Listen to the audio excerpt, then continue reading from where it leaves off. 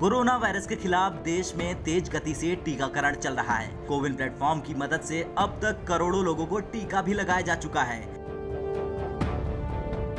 इस बीच CoWIN platform global हो गया है। दरअसल नेशनल हेल्थ अथॉरिटी के चीफ और कोविन पोर्टल के प्रमुख आर.एस. शर्मा ने बताया कि 50 देशों ने इस प्लेटफॉर्म की तकनीक अपनाने को लेकर दिलचस्पी जताई है।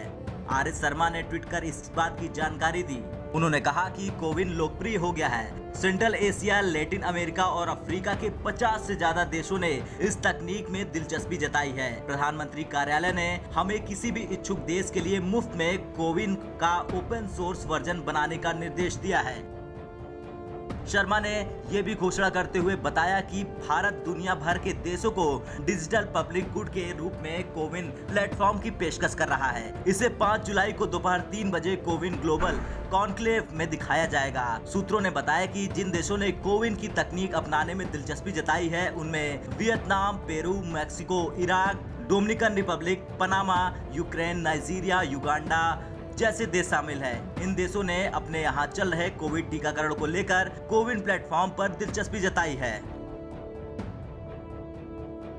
तो वहीं विदेश मंत्रालय के प्रवक्ता ने पिछले हफ्ते आयोजित एक प्रेस कॉन्फ्रेंस में कहा था, आपको याद होगा कि हाल ही में G7 देशों की बैठक में प्रधानमंत्री ने कॉन्ट्रैक्ट ट्रेसिंग और वैक्सीन प्रबंधन में ओपन सोर्स डिजिटल टूल के सफल इस्तेमाल में भारत के अनुभव और विशेषज्ञता को साझा करने की पेशकश की थी। इसके बाद नेशनल हेल्थ अथॉरिटी ने स्वदेशी रूप से विकसित कोविन की जानकारी साझा करने के लिए दुनिया भर के भागीदार देशों के साथ एक कार्यक्रम आयोजित करने का प्रस्ताव रखा है। बता दें कि कोविड महामारी में टीकाकरण काफी अहम साबित हो रहा है। इसके लिए सरकार ने कोविन प्लेटफॉर्म बनाया है जिसके जरिए से वैक्सीन बुक करवा सकते हैं। जब से कोविन की शुरुआत हुई है तब से करोड़ों लोग इस पर बुकिंग करवा चुके हैं। दिल्ली एम्स के निदेशक डॉक्टर रणदीप गुलेरिया ने कहा कि महामारी ने स्वास्थ्य संबंधी पूरी व्यवस्था और सार्वजनिक स्वास्थ्य बुनियादी ढांचे को बाधित किया है।